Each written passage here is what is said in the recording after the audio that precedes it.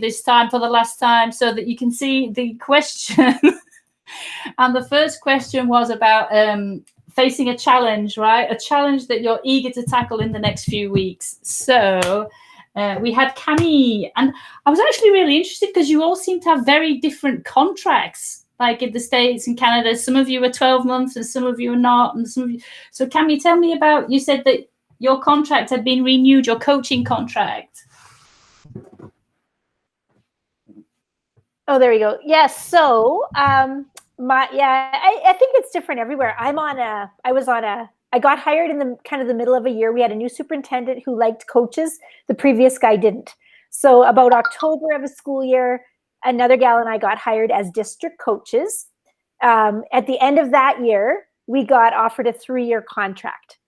And so this is May of the 3rd year. So I've done this job for almost 4 years.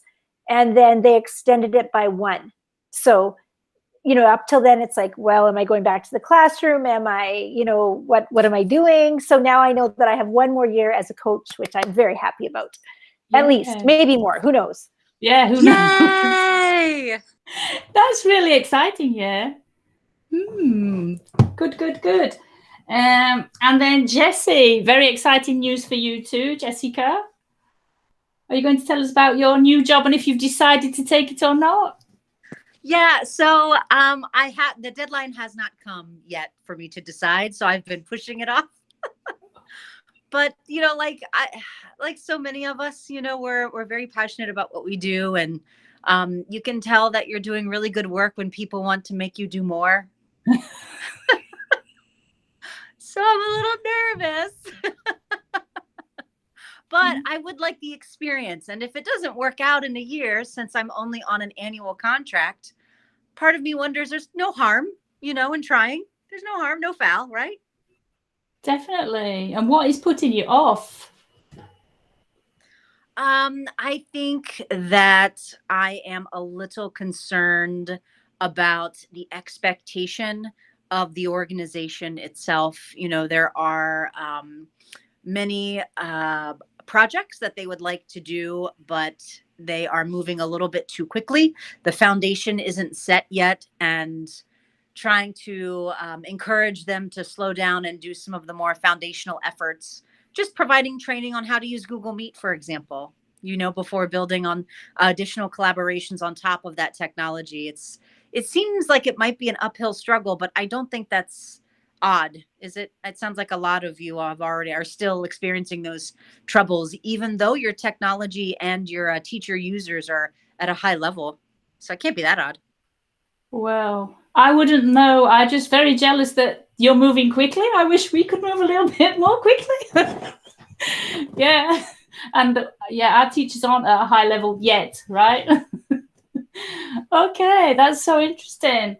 And Priscilla, so your big project is the Soundtrack pilot, right? Your podcast. Yeah, sorry, I've been having audio sound issues. So we're piloting Soundtrap this year, and our 5th and 6th grade teachers have taken it off with it. And so some teachers have started it with like a joke, like the kids make a joke and they're sharing that out, or they're making loops. But now our teachers are progressing. One of our high school teachers, he does the they call them Mentee Mondays for the new teachers, and he's doing a podcast with teachers, so then the new teachers can listen and it be part of our PD opportunities for the district.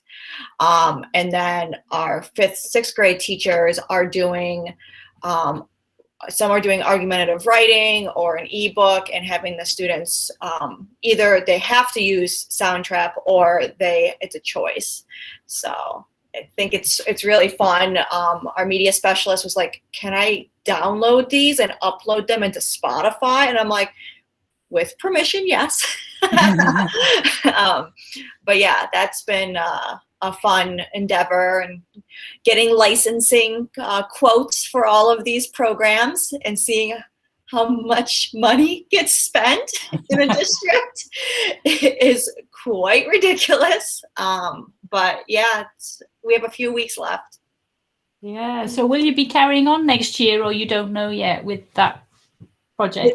It looks like we will be. Our assistant superintendent is he's the one that actually like brought this up. Like it was like a colleague that brought it up, and he brought it to our table, and like that's how the whole pilot even started. So having somebody in our what we call office of academics, our admin, being really interested in things like Seesaw, having an LMS for Schoology, like having somebody like that really pushes, forget what the phrase they always use, initiatives like this in the district. Yeah, I totally get that. I think that's where some of my problems come from. Yeah, that's brilliant.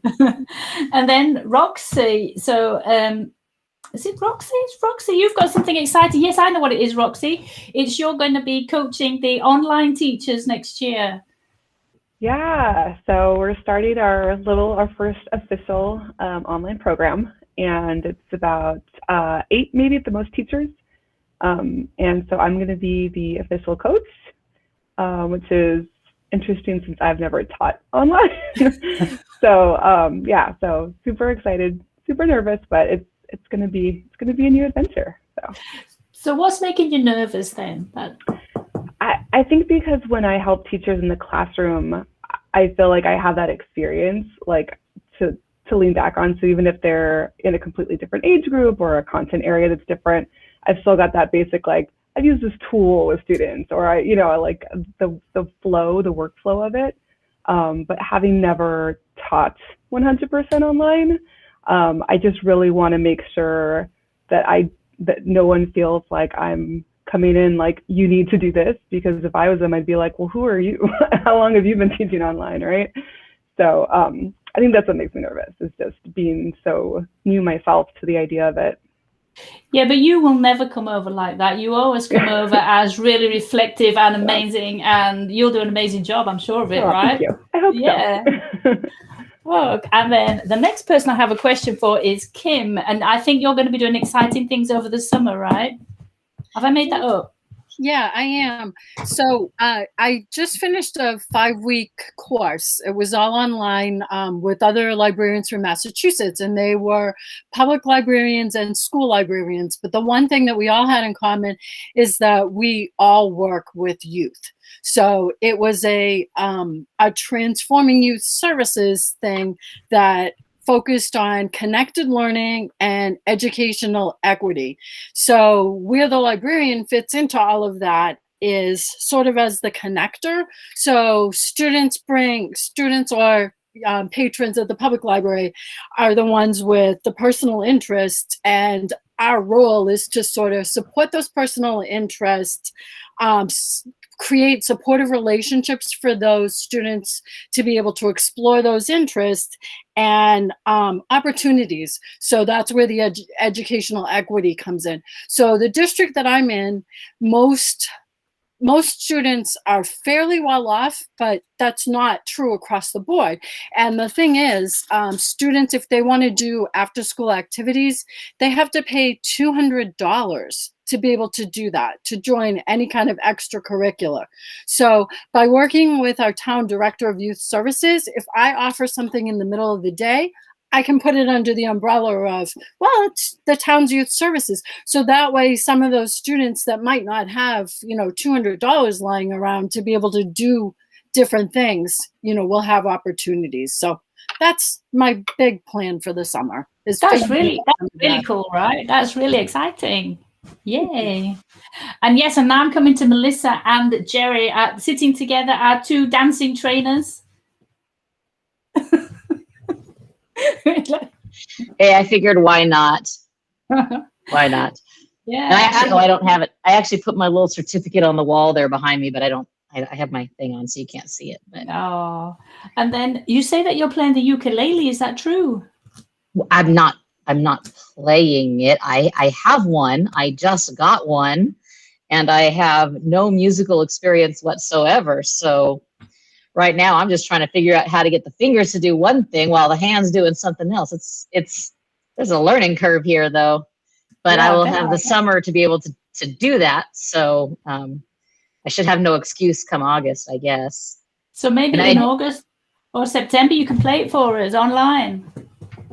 Well, that would be holding me accountable, wouldn't it? Yeah. Yeah. Well, congratulations. I was very excited to see you both dancing on Twitter.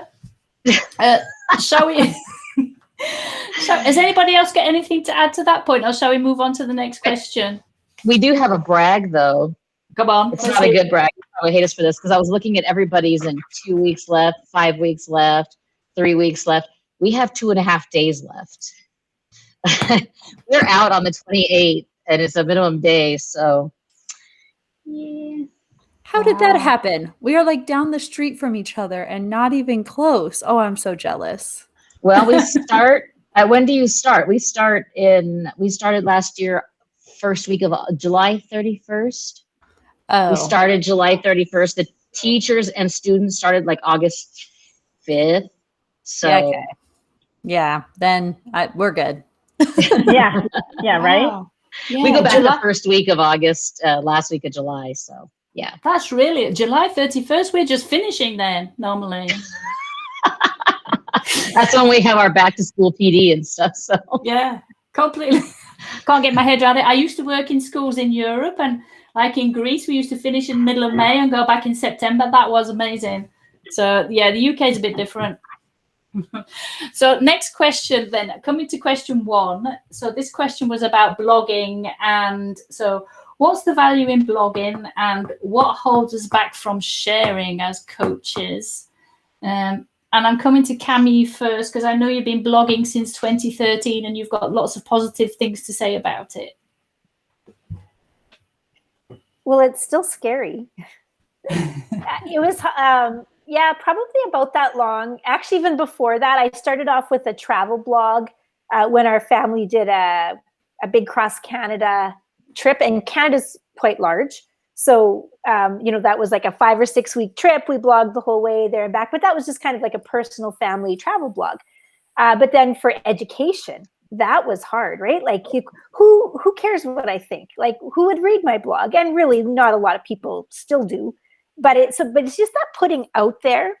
And even if nobody reads it, it's fascinating now that I have actually years of archives to go back and say, oh, I can't believe that turned out that way. Or, oh, look how worried I was about that. And it was, it did like just the archival value of the blog, and it's almost like a window into your soul from the past. Like that part, that reflective piece, like even if no one in the world read your blog, it would be worth it. Almost like just as an online journal to do it, I think. So. Yeah. No, I've been really impressed by all the blogs that you've shared. And then, so Jessie, I'm coming to you next because you were talking about your school doing things differently. Oh, yeah. And one of the questions, too, I mean, I'm sure I could gain some more insight on is I'm just not sure how much information I am allowed to share because, some of our students do have special needs, but, a lot of teachers would benefit. And so would a lot of families. They benefit from some of those tips. So does anyone have any ideas about, that the privacy versus the sharing of helpful stuff?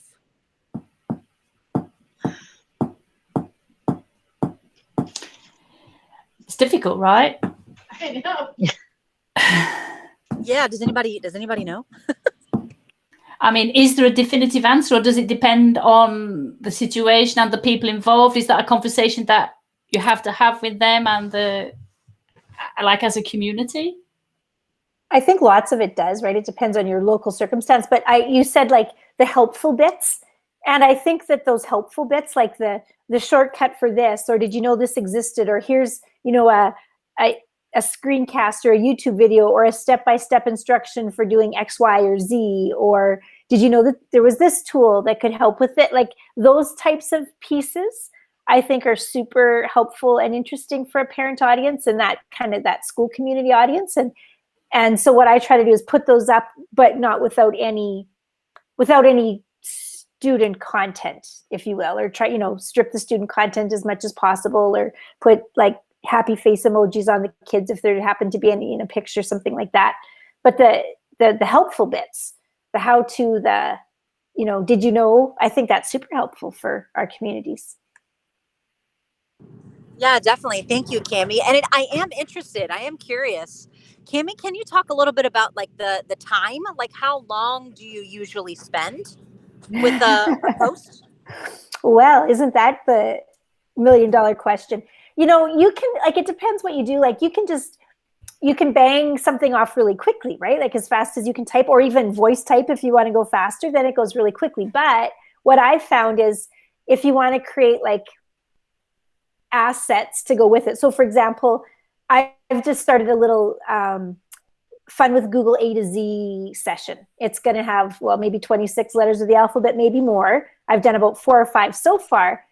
So I blog about it. I made like a standard blog shell or a post, and then I copy that. So it's got like a header and little bits. So I start with that. And then when it comes to the next letter of the alphabet, I copy the skeleton and fill in the bits. But then I usually have like a little 2-minute video, right? People don't always want to read, but they'll watch a video. So then it takes time, even though I just screencast it, right? You still want to make a nice cover slide and maybe tidy it up. I do run it through Screencastify Edit to, tidy it up a little bit and do some zooming. So all of those little bits, like you can do a blog post in 5 minutes. And sometimes I do that. But if it's got a little bit more depth, if you add a video, or if you add, like if you design something, images in Google Slides or in Canva, or you add GIFs about how to, click here, those pieces I think add value, but then it takes longer. So it can be whatever you want it to be. And it can take a lot of time, or it can be quick. So there's both. Yeah, what I've enjoyed about looking at all your different ones is how different they all are, but they're also amazing in themselves, but very, very different. Like we've got some really short ones, some longer ones. Yeah. And I'm going to, Priscilla, can I ask you about this? It might be cheeky, I don't know. Because you said that you really don't like writing, and I just wondered, like, if you wanted to talk about that or not. Sure. So I remember, like, I graduated grad school in 2015, and a lot of our courses had you participating in a blog. You have your own blog, you do your blog posts, and like I'm a very, like, I can get to the point, and I feel like my vocabulary is not very extravagant to make a post worth reading. And I'm not a person that is very fond of reading blog posts. I would rather watch a video or give me bulleted steps or a GIF, screenshots, like that kind of like imagery. I'm very hands-on. So to me, I don't learn very, very well from a blog, a traditional blog post. With Cami and going those extra miles with all those extra things in a blog post, then yeah, I would probably scroll through the paragraphs, go to the video, and go to anything more interactive. But I tried to do it as a tech teacher. I was like, okay, I'm gonna blog and just like linking like the sites I was using, and then putting a short, like even my s'mores, like my s'mores are my colleague, like her sections for the s'mores, she'll have like a paragraph like this long, where I'm like, like short and sweet, to the point, here's a video. So you just see every other month we switch off who is actually doing this more. And mine are usually shorter, but they include more like links and interactive features, because that's just what I like. It's great that they're different anyway. Yeah, thank you. I was just really interested in that. Thank you very much. And then Kim, I read your blog today, and I left you a message on there, but you haven't moderated it yet. So I really liked your blog. Do you want to tell us about it? Well, it was just one post. I started, I think it was February, and it was actually in response to being part of this group and sort of realizing that still the role of library media specialist and the intersection of all of those other roles that we play is still not really well understood. So I created a post about it. And, you know, like I said, it was short and to the point. The other thing though that I have started doing, I also was listening to what everybody had to say about the idea of sending out emails and how no one reads them. And I understand that. And I totally realize that that is the case, but I do need a delivery method for giving people information on the resources that they have available to them. So I transitioned. I do this thing called Monday Medley because I was thinking of like mixed vegetables, a mixed medley. So my Monday medleys were always an email, and it would have, just one new thing that teachers should know about or could know about. And so I turned that into a blog. So there's no reflection on it. It's basically, a little description of some resources and some links. So I do have some followers, and I know that because I do occasionally get one or two little things to moderate a comment, but I still, I'm not sure how much traction it's getting, but I'm not inundating people anymore with emails. So yeah, and like Cami, you've got it there with the dates on. You can look back at it when you want to, can't you? Yeah. And I know that Roxy's been blogging since 2018 as well. Do you want to tell us anything about that, Roxy? No, I mean, I think I just started it back when I was starting to use tech a little bit more regularly in my classroom, and I just kind of wanted, I might have even been reading this book for the first time. I'm not sure where it came from, but I just kind of wanted a place where I could sort of think through. And I think I was really starting to get into Twitter and all these people sharing all these new ideas. I felt like it was like a constant, overload of all this new information. And I just wanted somewhere to kind of like process it and be able to look back on it. So I used to blog a lot more when I was in the classroom trying stuff. And I think when I moved out of the classroom, I kind of got stuck for a while because I was like, well, now I'm not really trying things. And the thing that I thought was useful, which was like copies of my lesson plans or copies of templates I use, I'm like, I'm not doing that. So how's it valuable to anybody? Like, what am I doing now?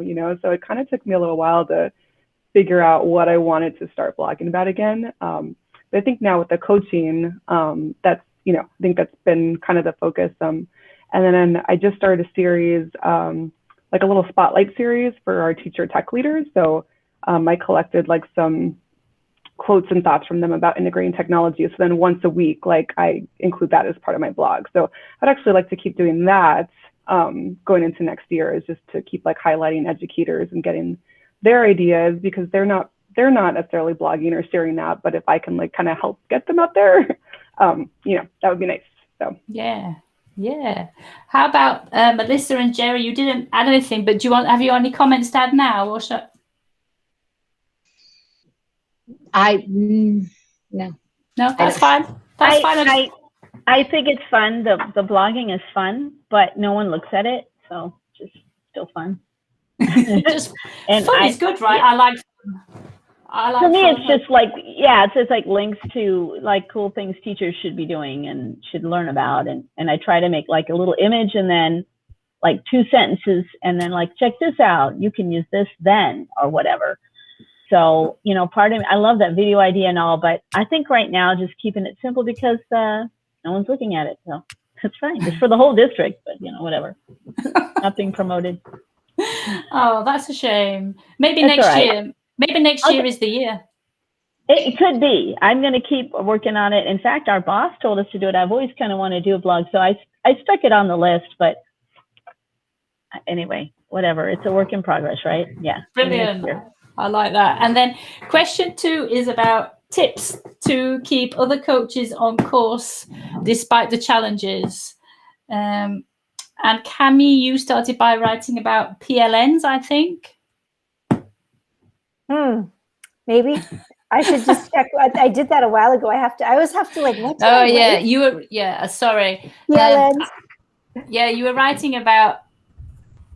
You're writing about blogging again and PLNs. I'll come to Kelly because Kelly had 3 specific tips that she said. One of them was don't take it personally. The other one was understand the root cause of the challenge, frustration, and then focus on the positives. And everybody else was picking up on your points then in the slides. Kelly, do you want to talk to us about that? Yeah, I think it took me a while not to, when I first started coaching, not to take everything personally. You know, if something didn't succeed or somebody didn't like something, I was thinking, oh, what did I do? You know, am I giving too much? I was always evaluating, I like to reflect, but I was almost evaluating myself after every training. And I just had to not take it personally, because you don't know. I think when I'm training, if I'm training 20 people and I'm able to reach 18 and 2 of them I didn't, my focus is on the 2 I didn't. You know, I'm just like, I need to really look at that data and look at how many people I did reach, you know. And the other thing I've learned is I don't take it personally, because you don't know what everybody's coming to, what baggage you're coming to on that day. And, you know, sometimes it could be, you know, something outside of school, or it could be just a lack of confidence and frustration with what I'm teaching, or lack of knowledge, and they don't feel as comfortable in it. So just, there's so many different factors. And, you know, when I first started coaching, it consumed me. It's like, oh, you know, I want everyone to be happy and everyone to like everything. And this is going to be great for everybody. And, you know, everyone has different styles of teaching, and they, you know, gravitate towards different things. And I had to learn that, because,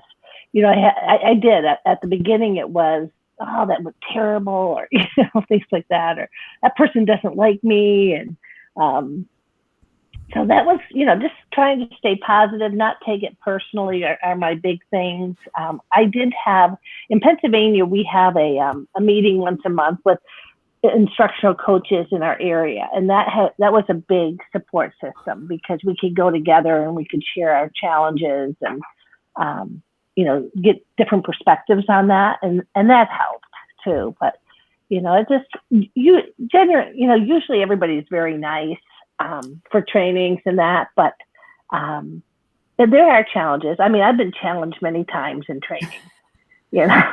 I think the first time I'm just, you know, wow, like, what do I say? What do I do in your head? Like, everything's rolling at once. Okay, how do I handle this? You know, obviously they don't like this and they don't want to do this. And sometimes there are initiatives coming from the building. Like, we didn't have a choice, you know, and I'm delivering that initiative for admin. But yeah, it's, you just got to move on and just don't take it personally.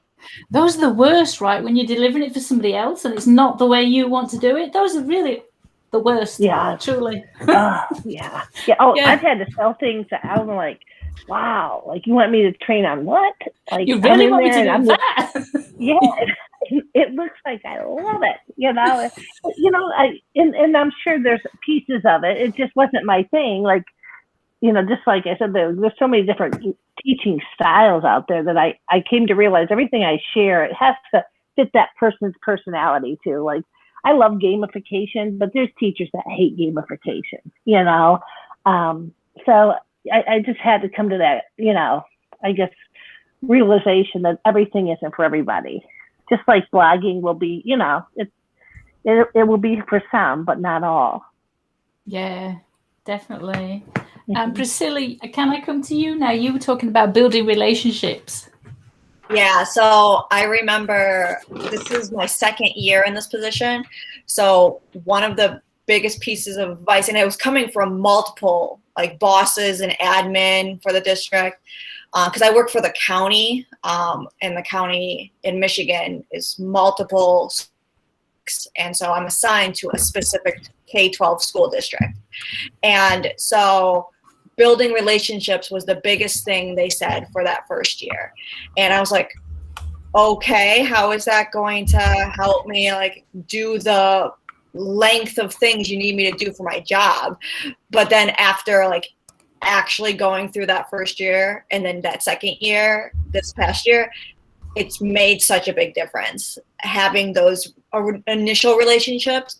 Like, just, okay, I know I'm beating a dead horse here with Soundtrap, but like, I had a meeting with a teacher and I was like, okay, let's do this meeting. I'll introduce. And she's like, can I invite some people like to go in on this? So now it's like the whole ELA 6th grade group is doing this, where I was just starting with one teacher that I built a relationship from last year with.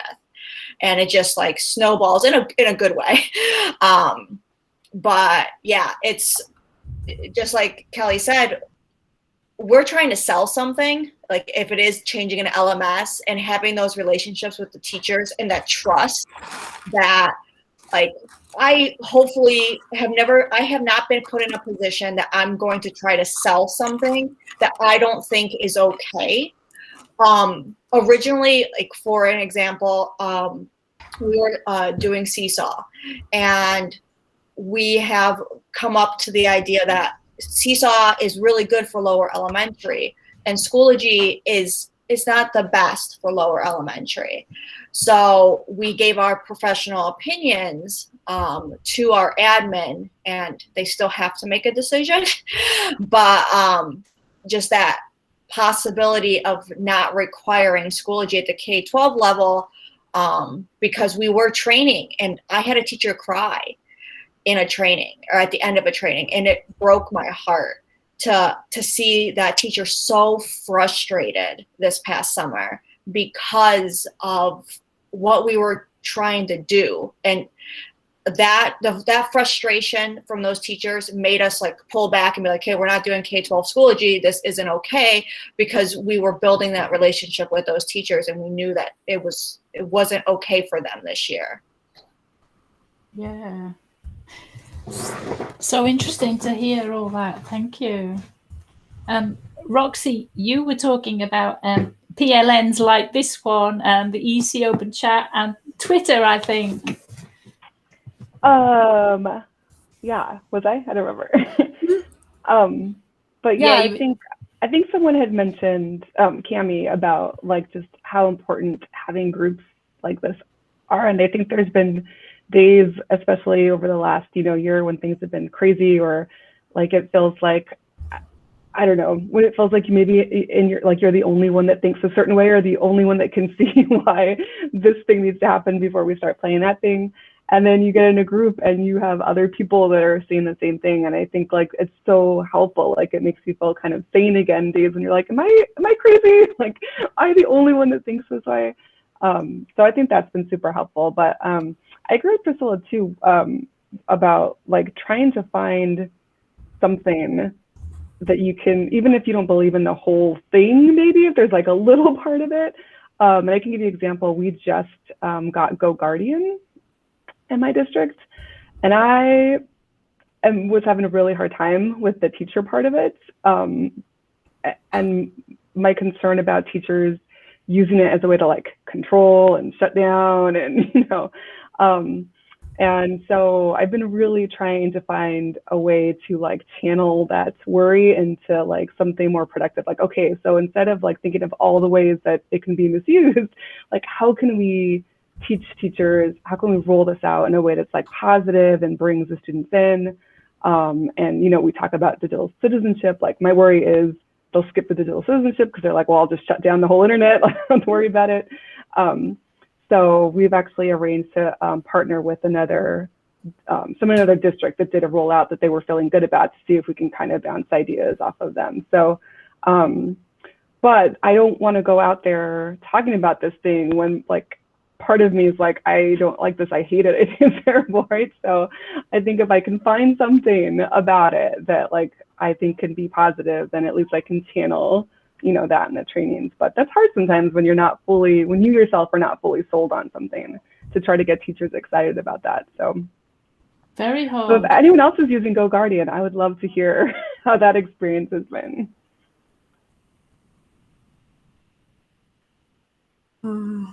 Looks like no. We don't have Go Guardian. We use Opera, but that was kind of the when we first did the trainings on Hopper a couple of years ago, they would show us the feature, oh, look, and if they're not on the right site. And even when they were teaching us best practices, there were teachers who were like, yes, I can X them out, and I can X them out when they're doing this. And the last few trainings that I gave, I didn't even talk about that feature. I just completely glossed over that feature of deleting kids. And I said, look what you can do with this. You can send them links so that if they, they don't have to worry about typing this in. And oh, look what you can send them a message and suggest ways to help them get on task. And I didn't even talk about it. And then if they brought up like, oh, can we X them out? And I said, well, there's a battle of wills, and is this the hill you want to die on? Because it's going to be, and just really made it seem like a very negative thing to X kids out and not cover that digital citizenship piece. So I know that it's a feature, but I talked about it like, oh yeah, that's not why we use this, but yeah. And I just have to say, by the way, Roxy, I love the thing that you put out, the summer PD thing. And we actually took it. I tweaked it a little bit and adding a couple of different things. Cause like we don't sponsor Pear Deck. So I threw some other things in there. And as long as my boss is I think, be sending it out next week to the whole school district. I left your name on there because you're the one who created that thing. Oh, but thank you. we did have to add the bit about this is not sponsored by the Palmdale School District, therefore, and thusly you will not get paid. And I couldn't have the word PD on it. I had to take PD off and change it to learning opportunities. Ooh, I like that. Yeah, but it's, it still works. And so Yeah, I'm very thankful that you talking about why PLNs are so great is because we can share things with each other and tweak it to meet our needs. And there's just that support that, it's wonderful. So thank you so much for creating that. I really, really appreciate it. And thank you for mentioning it because I hadn't seen it yet. So now I know to go and look for it. Thank you. So shall we move on to question 3 then? So question 3 is the one about we should look for a range of perspectives when we're thinking about our PLNs and what is the value of surrounding ourselves with divergent thinkers. And Cami, you started off by saying, yes, you like to wade into spaces where you are less experienced. And then you were talking about Minecraft and coding and things. I think it's important to, like, even going back to the benefit of my blog, even if no one reads it, I've written about those experiences, those failures, those things that have been hard to do. This past year, or starting, way back when COVID started, I started working for EdTech Team Canada, just as a contractor, and we did tons of digital work last spring. And one of the big topics was Minecraft. And so, I was like, okay, this is my chance. I'm going to do Minecraft. I'm not very good on the gaming part. I was not a Pac-Man girl in the olden days, all those kinds of things, right? So that might age me, but some of you might get that.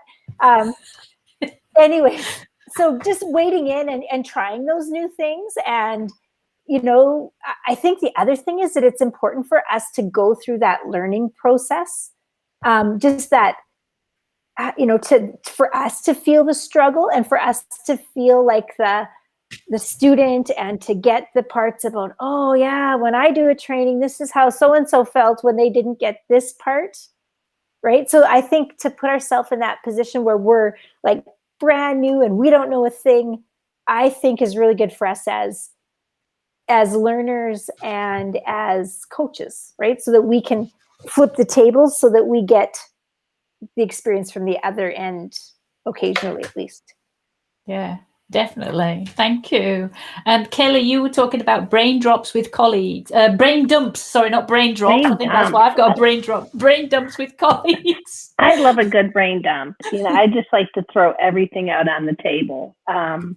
Anything you can imagine, and kind of sort through that and, look at different possible solutions to what we're looking at. And, sometimes we come back and I'll even come back and then contradict myself. I'll be like, well, I didn't think about this or that. And it takes a little bit more time, when you do this, because you really are throwing everything out there and it's not going to be a quick answer. But I learned so much, the different perspectives, whether it's, something with a specific department or, just even a tool, because so many different disciplines will use a tool in a different way. That's one thing I learned. Like if I share an edu protocol, like they may take that and say, well, I could really use this in science by adding this and this to it. a whole new different way to look at, one of the EDGE protocols. So yeah, I do. I like that time to just throw all the ideas out there and talk about them and hear what everybody else has to say before we make a decision, before we move forward. That sounds really cool. I wish my colleagues would do that more. Yeah, how do you schedule that? Tips? Well, I think sometimes, like, a lot of my admin and even my colleagues know that, like, when I go into a meeting, I'm like I'm not the quick answer person. I'm like, okay, let's look at this in every way we can. How is this going to impact this group or that group? And, let's get their input. I'm a big, like, let's go ask, let's go survey the English department and see, what their perspective is on this change or what ideas they have. And they know me by now. I think sometimes they might lose patience with me because I'm like, no, we can't just go in and say, this is it, because then you're not going to have the investment from the people involved.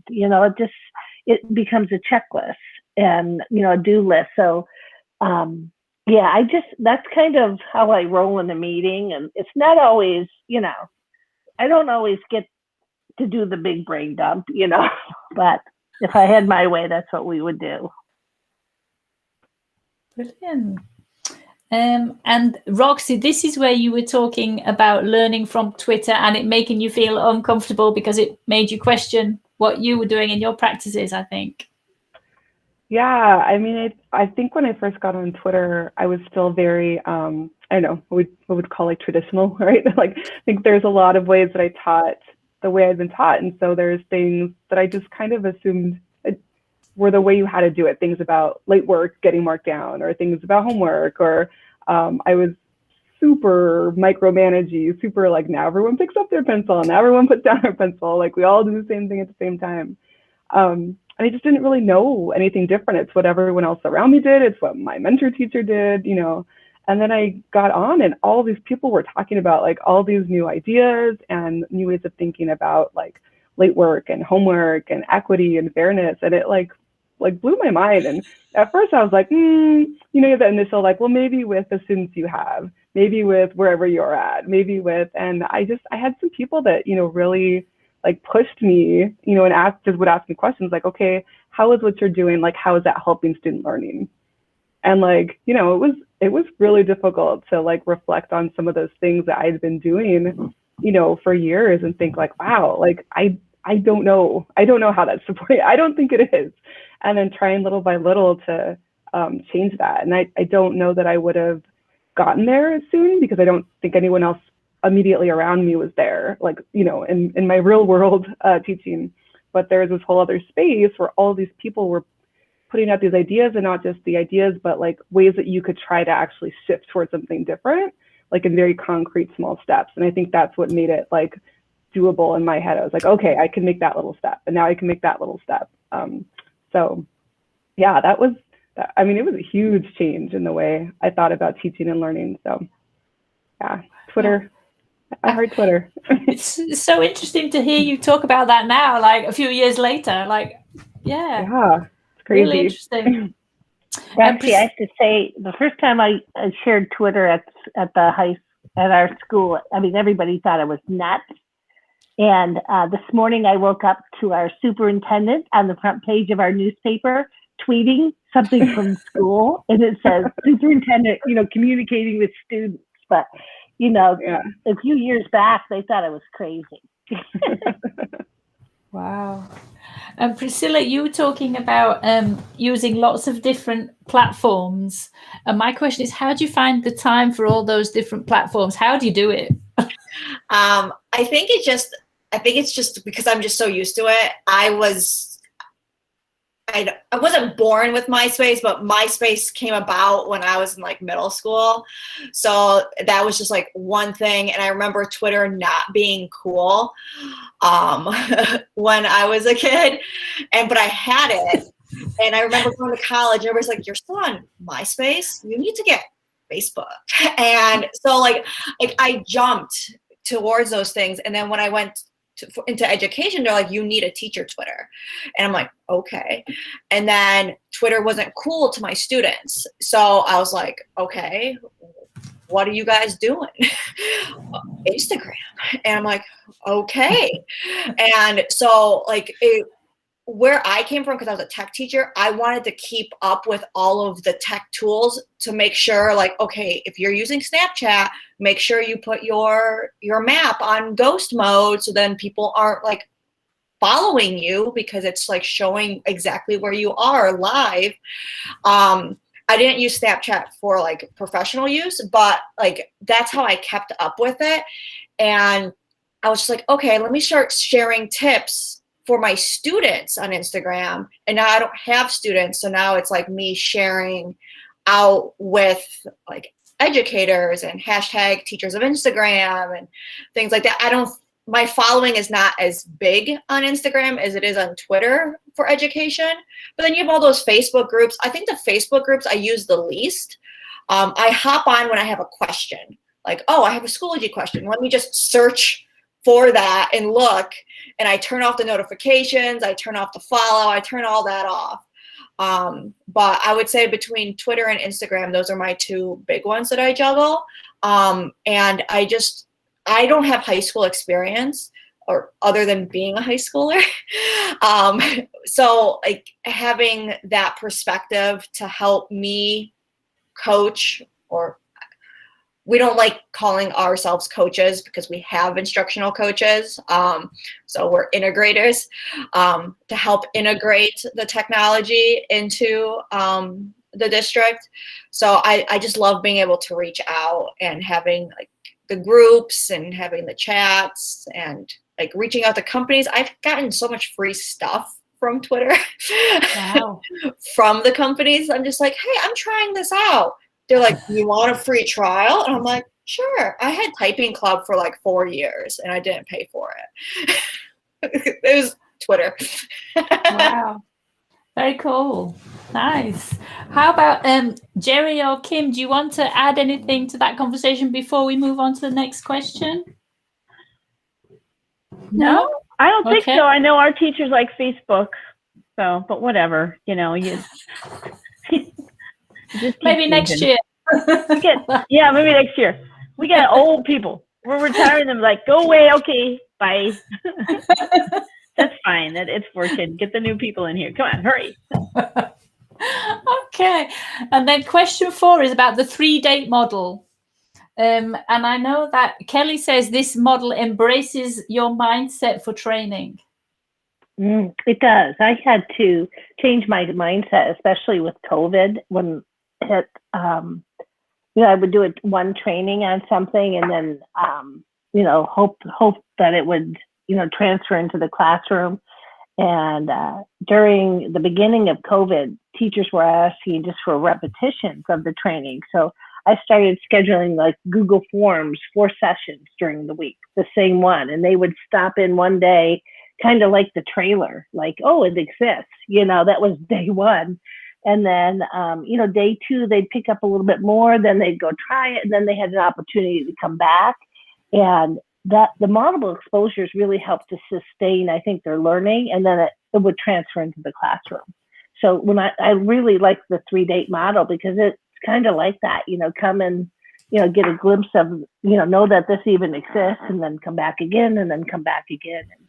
And it does. I think that with the repetition, it will transfer then into the classroom because the teachers feel more comfortable with it. Yeah, definitely. And Roxy, you were wondering whether this could work with younger learners, I think. Yeah, I mean, it sounds really awesome, and I love the inclusion of students, but I wasn't sure if she was talking about high school students. So we're K-8 in my district, and I'm just curious if there's a grade at which it becomes, I don't know, unproductive. Like, I don't know if you'd have your first graders like running stations. Maybe some of them could, I don't know, but yeah, I'm just curious like how young you could go and still make that a productive way to do that. But I mean, I love the idea.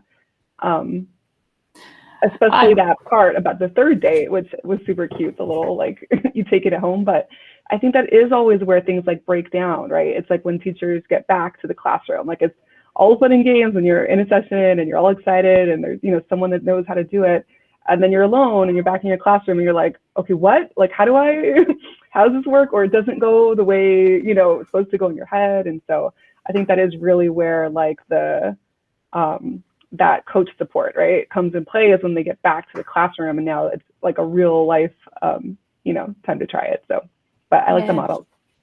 Yeah. And then question 5 is about, and I'll bring it here, it's here. Which of the sections in the final chapter stuck out to you the most as an area you will actively work on? How will you be mindful as you strive to be your own hero? So that's that question. And Kelly, you were talking about diving into podcasting and summer learning. I think I'm scared about that now. Why are you scared? I don't know if I'm ready for that. I mean, I don't know. Something I want to try, and it's on my list. You know, so you know, I probably will look into it a little bit more and try that. But and Cami, you were talking about COVID having been an opportunity to channel your inner student, were your words. Well, yeah, it's been, my job has been a little different, like, so less in front of kids, in front of teachers, still busy in a lot of ways, but I have time to, like, in the middle of the day, I can now check in on a session about such and such, right? Or, you know, go to a TCEA session, or the Google, I mean, Google has had such great PD for the coaches. And if you're on the trainer side, since we've got May, she just is awesome at lining up incredible Google Trainer PD. And so now, like, I've done so much webinar and so much PD. I mean, I've offered a lot too, but I've also been able to do lots of that on the student side. Like, you know, I talked about learning Minecraft, or, you know, lots of tools. Like, I've been able to dive in and watch webinars, either live or replay, and just really, like, a little bit more time to get to know the back end of things. So that's been fun. Yeah. And Kim, you were completely agreeing with Cami, but you were saying it can be a bit overwhelming with so much things, and you've got to prioritize and decide which are the most important. Yes, I see things. And so if you look at my computer screen, I always have a million tabs open because that's my brain. It's like tab, tab, tab, tab, tab, tab, tab. If you look at my phone, it's the same thing. There's just so much stuff that I've got going on all at once. So I start to see things and go, oh, that sounds really interesting. I would really like to do that. Oh, yeah, I'm going to sign up for that. And then the next thing you know, I'm over here going, oh, wow, now I want to see this and check out this. And so figuring out the priorities. I have to say, like what Cami was saying about, you know, the whole experience of a global crisis and people being home, that definitely started me on this journey that I'm sitting here today, like talking to all of you, because I wasn't even Google certified, you know, and I heard about Global Gigs boot camps. I did the level 1 boot camp, the level 2 boot camp, and then I was like hooked. I've always loved learning, but this has definitely put me out of my comfort zone and on a roll for, you know, participating in more things. I mean, normally, you know, had this been pre-COVID, my camera would have been off and you would not have heard me. So definitely. Yeah, I know exactly what you're saying. Exactly. I know exactly what you're saying. I'm moving on to question 6 now. And question 6 was all about your feedback and what do we do next? So I don't know what Becky's plans are for cohort 3, but you've all got loads of ideas about book studies that we should carry on and carry on with. For me, that would be amazing. So I don't know what the rest of you all think. What are your plans, Becky, then, for cohort 3? Do you know yet? That's a great question. So the answer is no, I don't have a set idea for cohort 3, only because I got to move first. I do know cohort 3 won't start until late August, early September, but I feel like we've done this book study now twice, and I think it's time for another one. I think that this could still be there for people to go back to, but maybe we don't do it a third running with the same questions. So I'm all about starting another one, kind of continuing this same format and flow with a new book. I have plenty of books to choose from, but I also am open to any new book because I see The Art of Coaching was a suggestion, and I love that book. So I would be all about that life. There's so many I would be into. So yes,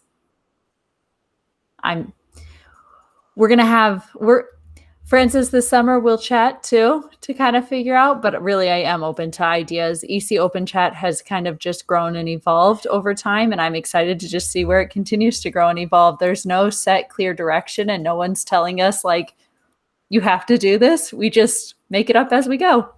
Yeah, it's enormous now though, right? What you've done is just enormous. And it's made such a big impact on my life. I don't know about the rest of you, but it's completely changed my year. So thank you, Becky, really. What else can we say? It was Twitter. Thank Twitter for like just randomly bringing a connection together and saying, oh, let's do a book study. And now I just today checked and like 600 people have signed up from around the world. So yeah, I want to keep some things going. I like the idea of a book study. I even like the idea of maybe doing some quicker book studies. But we'll have to see. I'm in one right now and it's meeting every week. So it's just a 5-week book study. I'm able to keep up with that a lot faster because I don't know, I read my books pretty quick and then I move on. And so kind of have to chat about that and see. It's so hard to get the right pace and timing. I've tried a gazillion things and some work and some don't. We did try, we actually got stuck right in the middle of COVID and we've kind of left it, but it was like, we called it a book-like study. And we did kind of a Cole's Notes version of a book.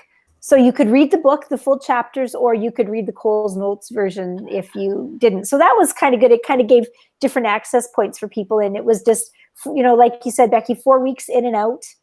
Sometimes that's good for people as opposed to the longer. Yeah, there's so many formats. I've written about all my failures in my blog. I'm going to go read all of them to get ideas for this next one. I really probably will.